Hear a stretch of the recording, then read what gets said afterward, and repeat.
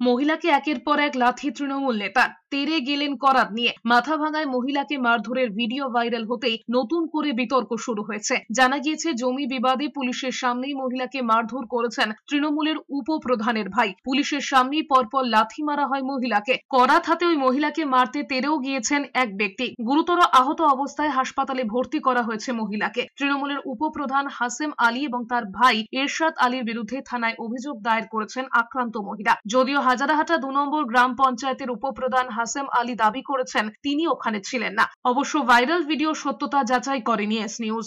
আমার জায়গাটা উচ্ছেদ করে দেওয়ার পর আমার পাশে যে আর একজন ব্যক্তি উনি বেড়া দিতে গেছে।